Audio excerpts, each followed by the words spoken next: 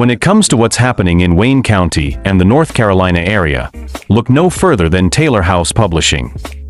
If you have a story that needs to be told, please contact us via email at taylorhousepublishing@gmail.com.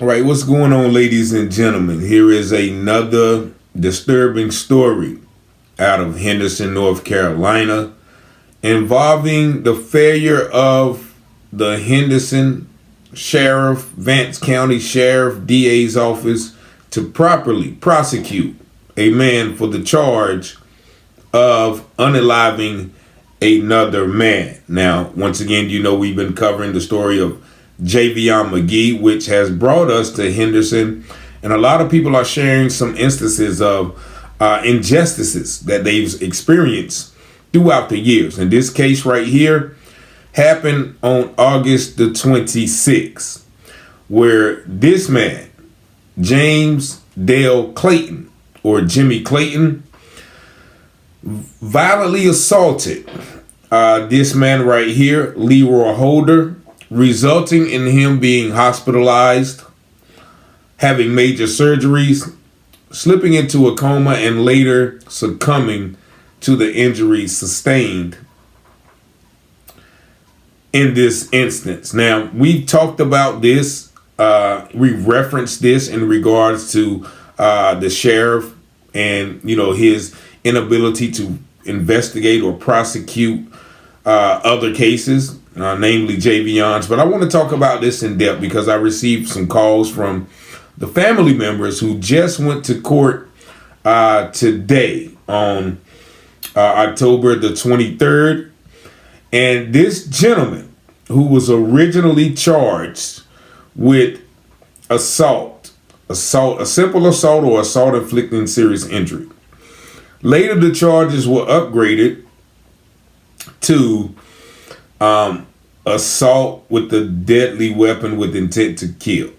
But the charges were never upgraded to the charge that it should be, the charge of him unaliving Mr. Holder. Now, this happened again on August the 26th. Now, speaking with members of the family, the incident happened at a BP, not too far away from the Shell station where our young brother Javion was unalived. And this happened, I think it was in the middle of the day. And what the family told me was that Mr. Holder was going to get some gas.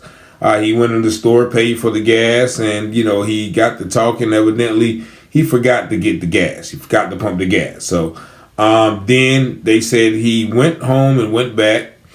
He and another relative was in the car. They got to the store. He went in, talked to the lady about him forgetting the gas, and went back outside.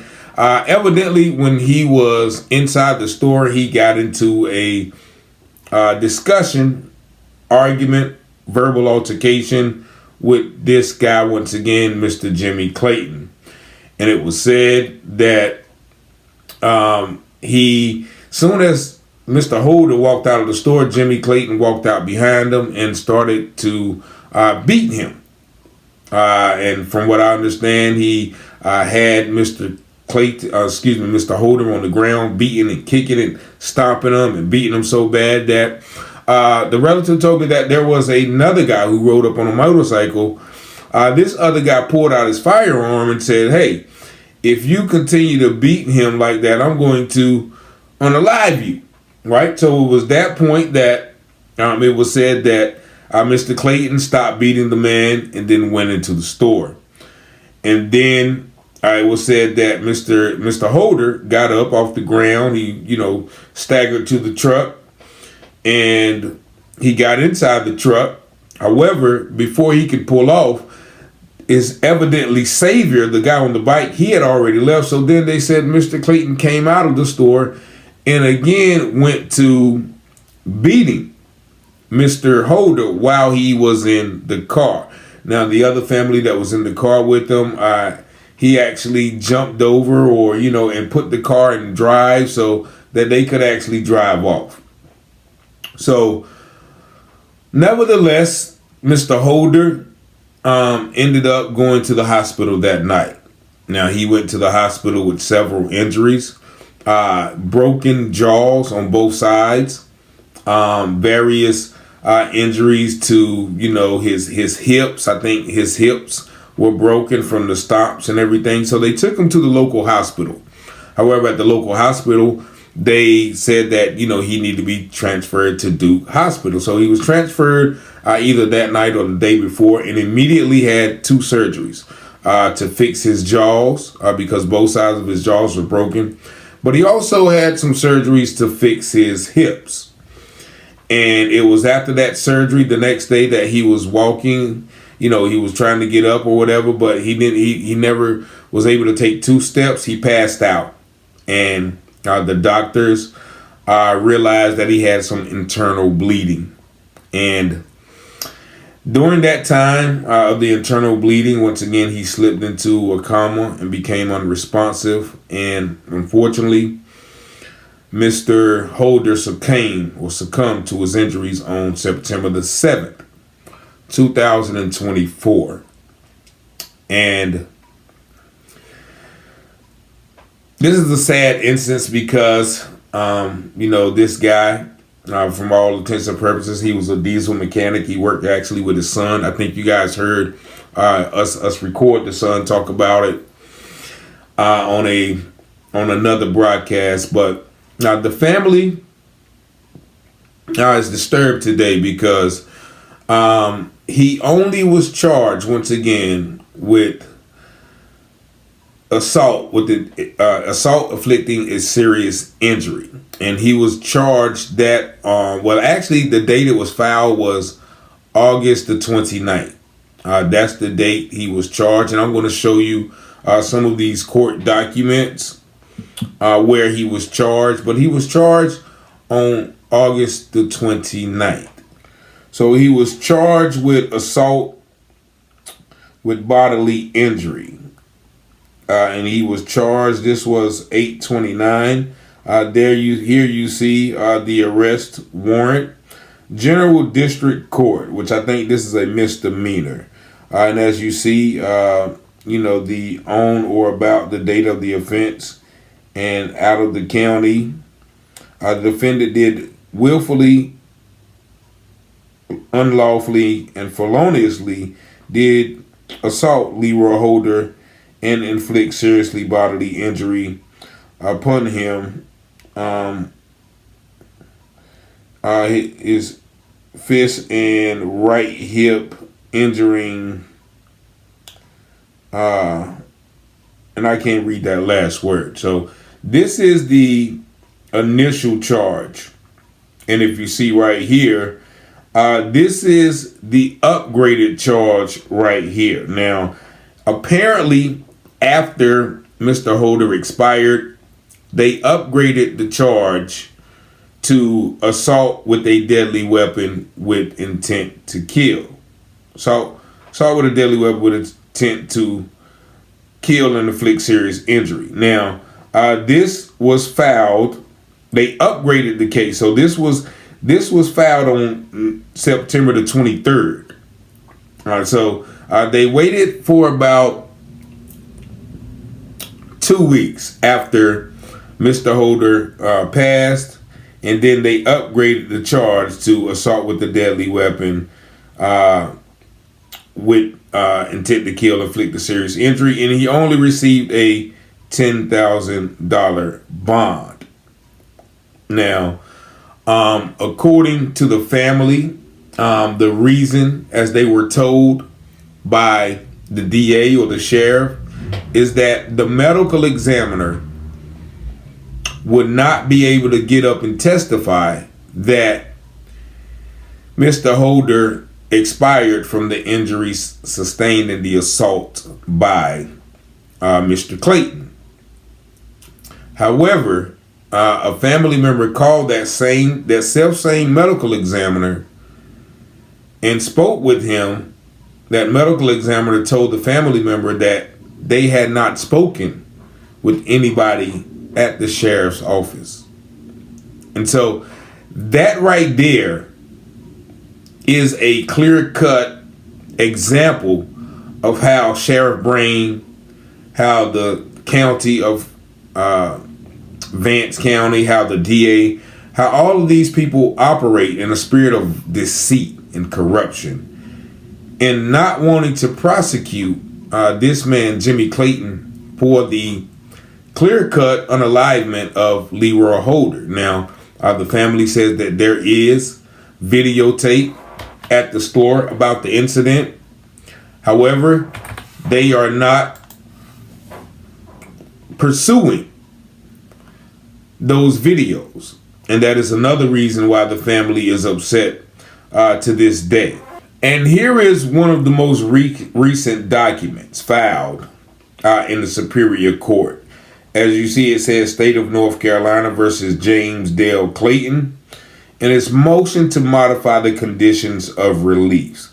Now, if you read this, it says, now comes the State of North Carolina, pursuant to NC General Statute, and respectfully request this court enter an order modifying defendant's order of release, and in support hereof shows as follows. That the defendant was charged with assault inflicting serious bodily injury on September the 4th, 2024. That the day of the offense for this charge is August the 26th, 2024. That the victim in this case is Leroy Holder, who was a customer at the Best Bet convenience store when he was assaulted by the defendant. The defendant was arrested on September the 4th, 2024, and was given a second bond of $10,000 and immediately posted said bond. That on September the 23rd, after viewing the surveillance video from the Best Bet convenience store and further researching the law regarding this case, the state sent an indictment to the grand jury for assault with a deadly weapon, intent to kill, inflicting a serious injury. That the state believes, based on the seriousness of the present offense and the fact that the original bond was for a Class F felony, the court should consider issuing an additional secure bond in the case. Wherefore, the state of North Carolina respectfully requests that this court enter and modify defendant's order of release from $10,000 to $250,000 secured bond with specific conditions, not having any contact directly or indirectly with any family members of Leroy Holder, this 7th day of October the 24th. Are you kidding me? Now, y'all just read this order, October the 7th, 1 month after Mr. Holder succumbed to the injuries sustained by Mr. Clayton. They're going to modify his conditions of release on the new charge of assault with a deadly weapon with intent to kill and inflict serious injury after viewing the tape. But nothing is mentioned about the passing of our dear brother, Mr. Leroy Holder Jr. or Leroy Holder. How can they, with a straight face, look this family in the eye and say, okay, we reviewed the footage, the same footage where this guy beat, your father, your brother, your uncle to a pulp and caused him to go into a coma and then succumb to his injuries, about a week later. We reviewed that footage and we're going to decide to charge him with assault with a deadly weapon, inflicting injury with intent to kill. Now, being that the man has passed, and if you're charging him with the intent to kill, that would automatically upgrade the charge to a charge of first, second, or third degree unalivement.